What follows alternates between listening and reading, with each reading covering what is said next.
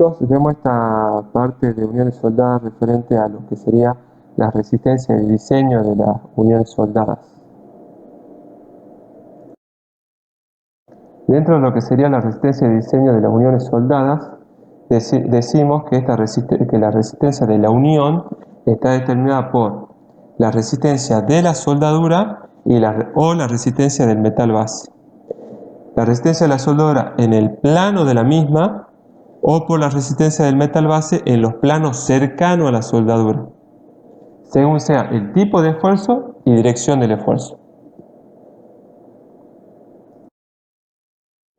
Entonces la resistencia de diseño de la soldadura podemos decir que tiene que ser el menor valor de dos expresiones.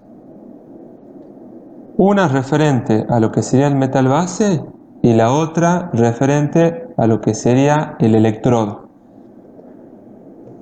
La que tiene subíndice V larga M, eso sería referente al metal base. Y lo que tiene subíndice W sería lo referente al electrodo. ¿Y qué sería cada cosa específicamente? Sería F sub Pm es la resistencia nominal del metal base en megapascal. F sub W es la resistencia nominal a rotura por tracción del electrodo en megapascal. El ABM, área de la sección transversal efectiva del material base en centímetros cuadrados. El A sub W, el área efectiva de la soldadura en centímetros cuadrados. Y el phi, el factor de resistencia. Entonces, acá a recalcar sería de que, bueno, la resistencia de diseño de la soldadura está gobernada por dos cosas, o por el metal base o por el electrodo. En cuanto al electrodo, la resistencia nominal es a rotura por tracción, que es lo que también se especifica cuando uno especifica el tipo de electrodo, de un dato es. Bien, bueno, entonces los parámetros que necesitamos acá son el phi, el factor de resistencia, y las tensiones. Las resistencias nominales, tanto del metal base como del electrodo. Como así también el estado límite determinante para cada tipo de soldadura y esfuerzo. Eso se da en la tabla J25 del reglamento y ahora la ponemos a continuación.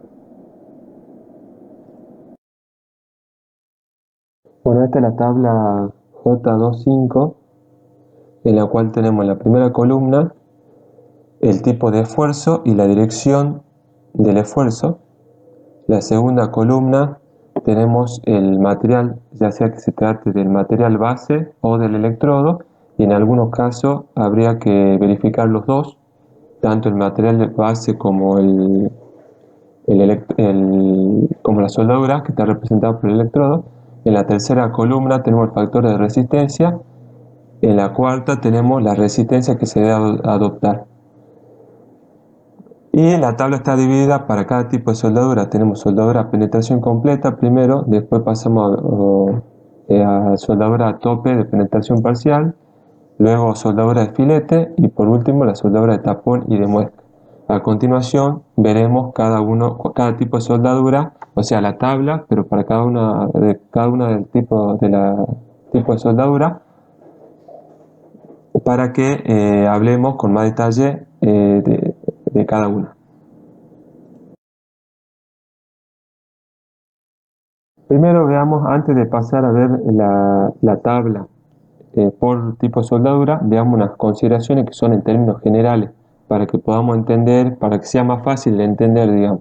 Bueno, las consideraciones en términos generales decimos que se considera que el material del electrodo tiene una resistencia igual o mayor al material base. Eso ya habíamos dicho en clases anteriores, en presentaciones anteriores de soldadura habíamos dicho eso, que el material del electrodo tiene una resistencia igual o mayor al del material base.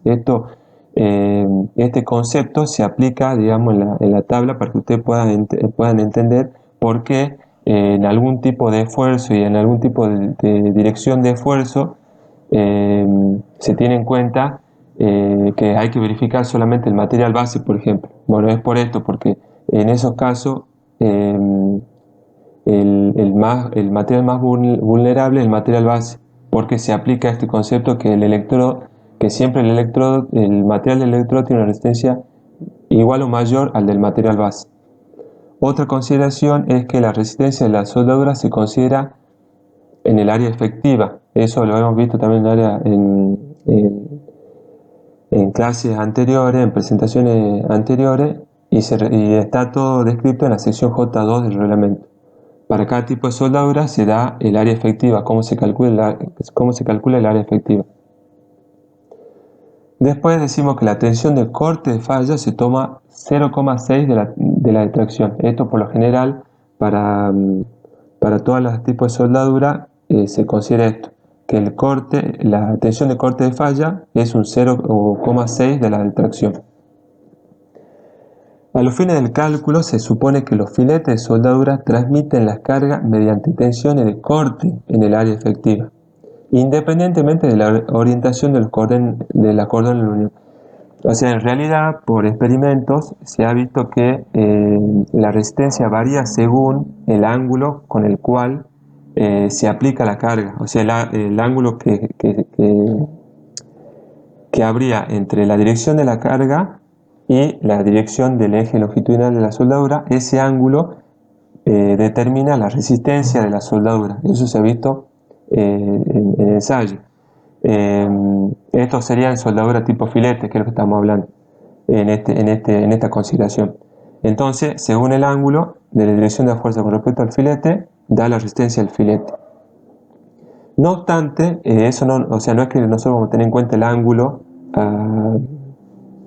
o va a entrar en juego un ángulo, sino que ya está condensado en la tabla, primero el principal, y segundo, por ejemplo, ya lo veremos más adelante, ya sea perpendicular o normal, la fuerza perpendicular o normal al filete, se considera la misma resistencia, que es la resistencia menor,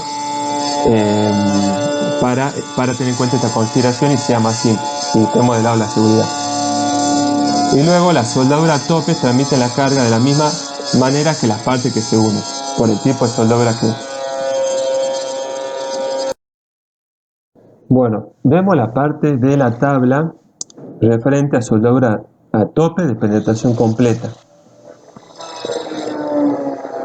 En este tipo de soldadura tenemos 4 situaciones. Primero, la tracción perpendicular al área efectiva, luego compresión perpendicular al área efectiva, después tracción o compresión paralela al eje de la soldadura, y una cuarta situación que será la de corte en el área efectiva. Entonces nosotros tenemos que considerar el área efectiva en este tipo de soldadura para poder entender estas 4 situaciones. Y también el eje longitudinal. O sea, el área efectiva, ¿qué era? Era el largo de la soldadura, que vendría a ser el ancho de la unión, eso decíamos, por el espesor de la soldadura, ¿sí? Este es de penetración completa, entonces el espesor era el espesor del elemento más delgado, ¿sí? Entonces, ahí podemos ver cuál sería el área efectiva. Sería la longitud por el espesor, esa sería el área efectiva, entonces ya nos podemos imaginar si esa sería el área, cuál sería una tracción perpendicular, cuál sería una compresión perpendicular al área efectiva, que son los 2 primeros casos. El tercer caso sería tracción o compresión, independientemente de si sea tracción o compresión, paralelo al eje de la soldadura. Esto sería en la otra dirección, o sea, en la dirección perpendicular a la que estábamos viendo a los 2 casos anteriores. Perpendicular. O sea, como es paralela al eje de la soldadura, el eje de la soldadura lo tomaríamos como un eje que recorre todo el largo de la soldadura. Por eso sería como un eje longitudinal de la soldadura, ¿sí? Entonces, si la tracción o compresión es paralela a ese eje longitudinal, es el tercer caso. Y el cuarto, un corte en el área efectiva. Ya decíamos cuál era el área efectiva. Y si hay un corte en ese sentido, que sería ese caso. Bien. Entonces, para cada uno de esos casos decimos que, por ejemplo, para tracción perpendicular a la área efectiva, compresión también perpendicular, y después, ya sea tracción o compresión paralela al eje de soldadura, o sea que sería una tracción y una compresión en las dos direcciones que estamos analizando. Sí, en esos tres casos eh, tenemos que el material que hay que verificar es el del material base, ¿sí? Esto era porque es lo que decíamos, que el material del electrodo tiene mayor resistencia que el material del material base, del metal base. O sea, el material del electrodo mayor resistencia que el material del metal base. Entonces, para estos tres casos hay que verificar el del metal base. Si verificamos el del metal base, ya tiene que verificar para la soldadura, para el del electrodo. Y para la cuarta situación, que es corte en el área efectiva, hay que verificar los dos, tanto el de base como como el del electrodo. En la unión a tope de penetración completa, para fuerza de tracción o compresión normal o paralela al eje de soldadura, al estar restituida la sección de las partes que se unen, es determinante la resistencia del material base. Es lo que decíamos, lo que explicaba recién. Para solicitación de corte, la falla puede producirse en el metal, tanto en el material base como en la soldadura. La tensión de corte y falla se toma un 0,6 de la tracción.